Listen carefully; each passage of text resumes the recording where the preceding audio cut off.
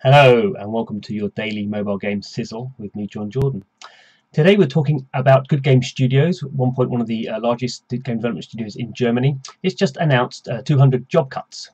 Now that would be a surprise apart from the fact that it announced 400 job cuts in 2016. So over those two rounds of redundancies, it's losing about, we might think, over half of its headcount.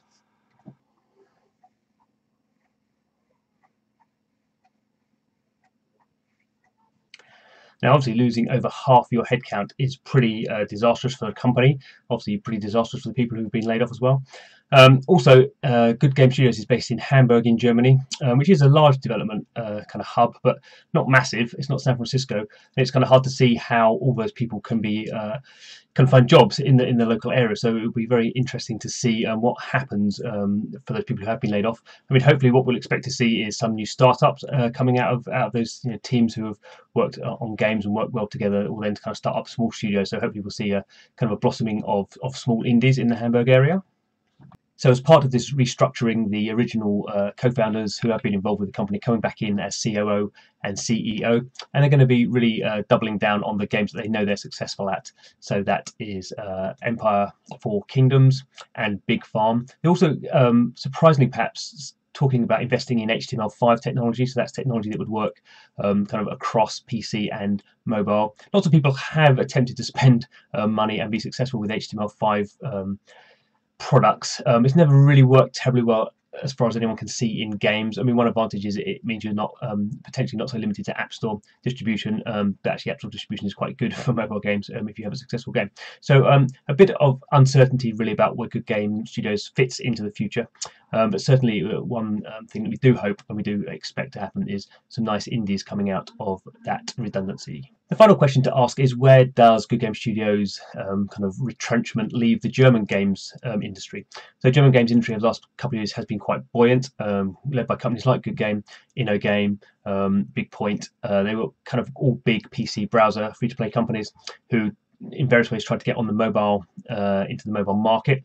I wouldn't say any of them have been massively successful. Probably the most successful has been InnoGames. It's the most hardcore. Its games are pretty German, we could say, in terms of its strategy. And it's doing okay. It's just had a big investment last year. So it's always kept its headcount fairly low, and now it's looking to expand. Maybe it will pick up some of the Goodgame Studio teams. Big Point never successfully got into mobile games, got bought by a Chinese consortium last year. We don't really know what's going on with that company. There are other kind of obviously bigger, more traditional companies. So there's Deep Silver, which bought Fish Labs a couple of years ago and is now running that studio. But their new game came out, Galaxy on Fire 3, wasn't very successful. Very glossy and nice, but wasn't very successful as a free-to-play game. Which kind of leaves us really, in terms of the mobile space, I think, with Flare Games. So Flare Games is a younger startup.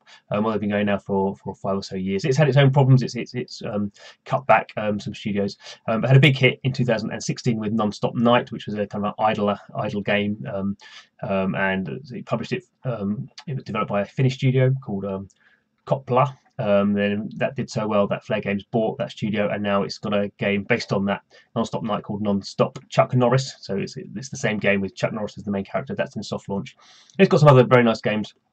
Notably Zombie Gunship Survival, so that's a game again also in soft launch, coming out this year, which I've been playing and it's pretty good. So I think certainly some of the mobile games, that the hopes of the future are with Flare Games. We'll see how they get on in 2017. So thanks for watching. This is your daily mobile game sizzle, where we talk about the mobile games news.